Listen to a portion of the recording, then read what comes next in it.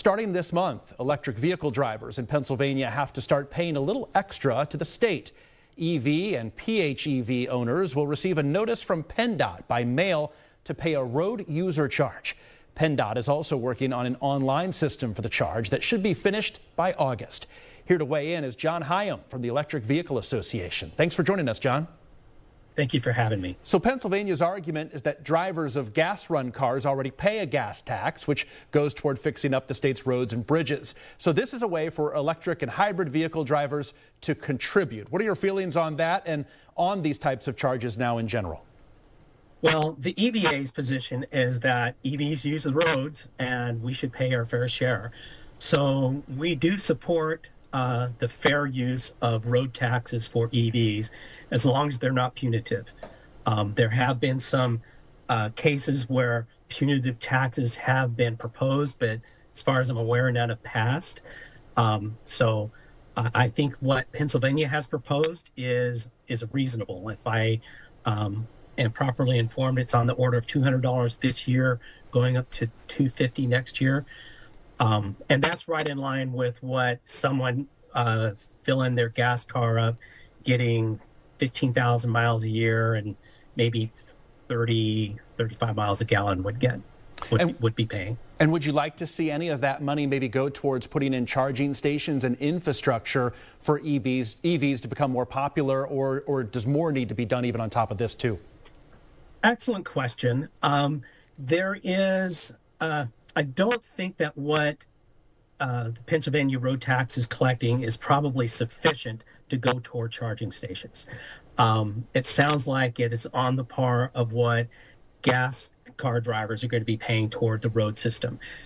That doesn't mean that charging infrastructure in Pennsylvania doesn't need some TLC, but it will probably have to come from other sources. Right. Do you think the charges, though, like the RUC in Pennsylvania, might deter people from buying EVs at all?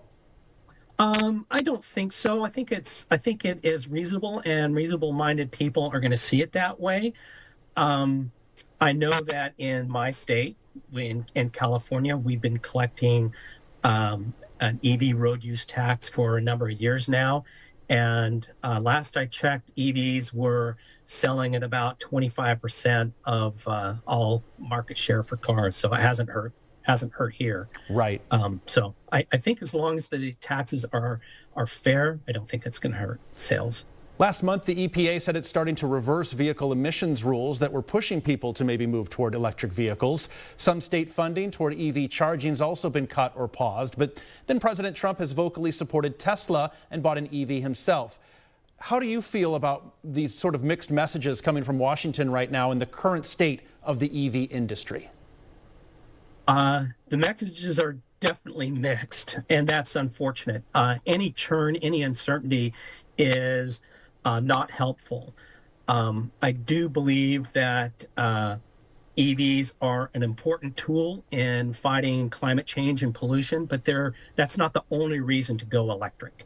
There are other EVs that make a compelling story in and of themselves. So I do think it is unfortunate that EVs are caught in the political crosshairs. Just let them exist on their own, please. Do you see the industry continuing to increase or put out more vehicles in the next few years, next few decades? Oh, absolutely. Yeah. EVs are definitely here to stay. They make an excellent driving experience. And while they do typically have a little bit of a surcharge compared to their gas-powered cousins, that's not always true. But over life, EVs do offer a compelling economic story because you are paying less to propel them down the road. Absolutely. Yep. John Hingham from the Electric Vehicle Association. We appreciate it. Thanks for joining us. Thanks for having me.